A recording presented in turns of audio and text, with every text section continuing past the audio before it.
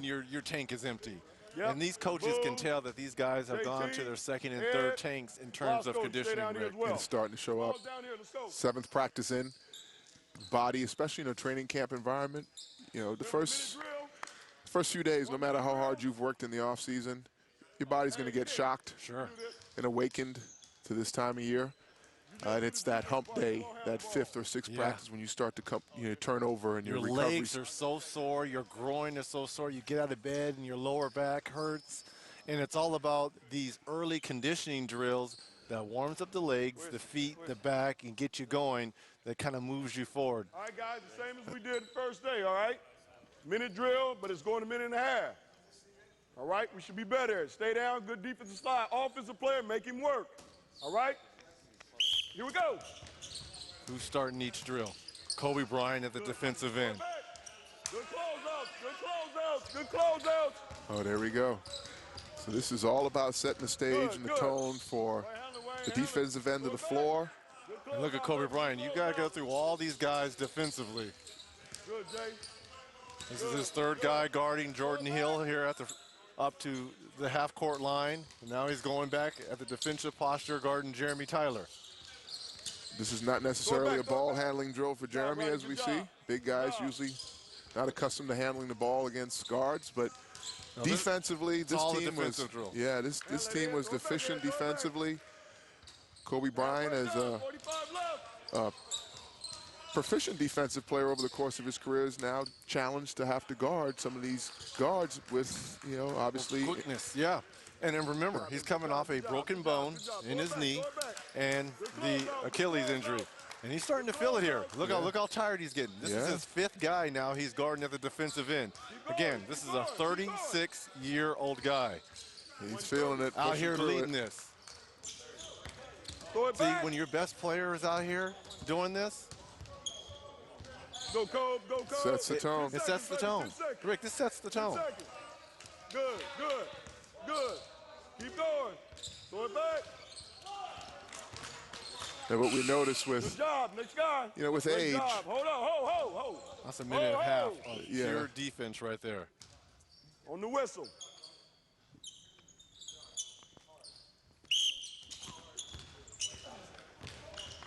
See, and normally, right now this is Ed Davis good. Throw it back. out of North Carolina, who's at the defensive end. You're usually good your first two guys. Yeah, right. Kobe looked great, those first two guys. Now, once it's excuse me, that's Wesley Johnson. Right. Not Ed Davis. Wesley Johnson at the defensive end here, right in front of us.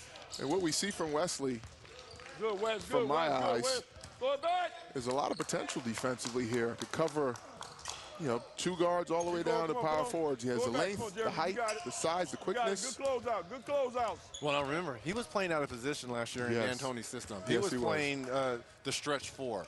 Now I think Byron Scott's going to bring him back to his natural position, that small forward.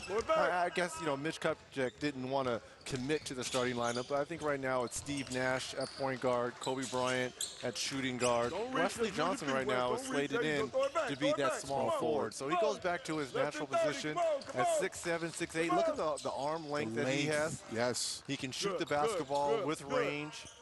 Probably go with Carlos Boozer, who just dribbled the basketball to half court. Starting to get that Kobe Bryant face too now. So here it comes. This is where the last 30 seconds. See how quick he was on the first two, and now the bear are starting to jump on the back here. This is a minute and a half defensive drill. You've got to go through each guy in your line defensively, guarding him to half court.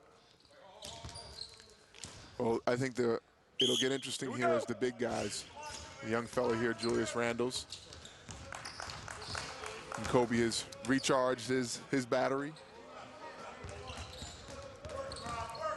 And what we see from young players defensively is still developing the understanding of how to move intelligently defensively, not reaching, sliding your feet instead of bobbing up and down.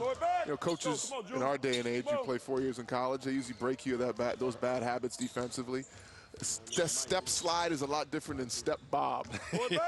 You will get blown by in this league if you stand up defensively and hop around. Sit down, So get low, I definitely think Byron is executing these drills to make sure these guys create stamina to be able to sit down in a defensive stance for more than 24 seconds. I'll be curious to see as Julius Randle goes through this defensive drill.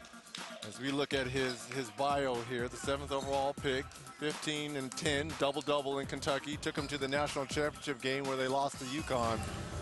But he's not in the best of shape here. And most rookies, they don't know how to prepare for training camp because they've never been through a situation like this where they've got to max their body, Rick. No, they haven't. And he's, this is going to make him stronger right here. Look at that. That's a complete blow-by. That's a complete blow-by. And there's the bear. The bear's creeping in. And as he progresses, the 15 and 10 in college, the double-doubles, he played he had an advantage physically. That's the gas face. There's the gas face right there. There from third base. Not a third base reference. There's the gas face right there. But as he progresses and he brings his size and strength, which played to his advantage in college, he's, you made this point earlier, Reggie, off air. He's now among men, other men, built like Carlos Boozer, built like Robert Sacre. These individuals aren't, they're not going to shy away from his physicality. If anything. And the size Julius Randle is now, I guarantee you he was that a senior in high school, and he was that last year in Kentucky. He sure was. And you just mentioned it. Now, with the Robert Sacres, the Anthony Davis of the world from New Orleans, the Blake Griffins, the crosstown rival Clippers, these are guys that can match up with his size, his physicality, be able to rise his quickness. And I don't see him entering this season and dominating at the power forward position. And I think eventually, as he stretches his skills facing the basket, develops more of a consistent jump shot, he'll have greater success in a small forward capacity. How about Nick Young, Swaggy P? We got the ligament damage in his right hand. Going to have surgery on Monday. But guess what, Rick? There's nothing wrong with your legs, right? He might be the best in shape person ever going into surgery. But this is important because, look, he'll be out for, and we can speculate, the Lakers have not announced a specific timetable yet, nor will they. We've seen reports of 6 to 8 weeks based on ligament tears. It is in his right hand, which is his shooting hand. But I suspect they'll continue that conditioning as he's out, whether it's on the sideline, whether it's running drills, whether it's running dummy offense. He's not going to be sitting over here with the likes of us while they're continuing to grow as a team. And think about this. Nick Young last year, who led the Lakers in scoring at 18 points. That's the first time since someone other than the name of Kobe Bryant or Shaquille O'Neal has led this team in scoring. That's how far back that goes. Right, and as we were looking at earlier on, where the scoring is going to come from. Well, obviously Kobe Bryant returns. We don't know what that output will look like. We suspect it'll be in the 20s. But the absence of now Nick Young to start the season with an injury, Pau Gasol in Chicago, Jody Meeks in Detroit, Bazemore in Atlanta. There's a lot of offensive punch that they have to fill.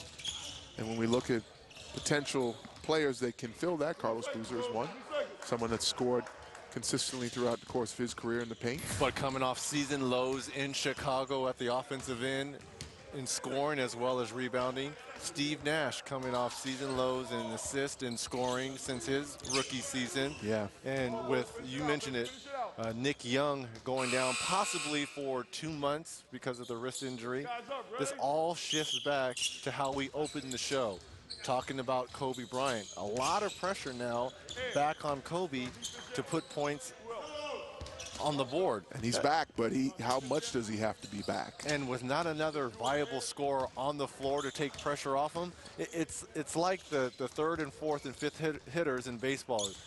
They all protect one another. When you have, a Mike Trout, when you have an Albert Pujols behind him, right. You got to pitch to him. You can't walk him because you have Pujols coming up. Well, if Nick Young is not on the floor alongside Kobe Bryant, I mean, there's not a lot of protection out there. No, and when we look at this, the first 5 games of the season, just even out the gate, the tempo and scoring is proficient from Houston. Phoenix, Clippers, Golden State, and Phoenix again. These are all teams that will put 110 points on the board, I would think, effortlessly. Yeah. And so, you know, to match that, they're going to have to either control the tempo and bring that game into a 90-plus, you know, 95-point range, and then the defense has to improve. 11 of the first 13 Laker games are against teams that were a plus 500 from a season ago. So we'll get more of that when we come back. You are watching Real Training Camp LA Lakers.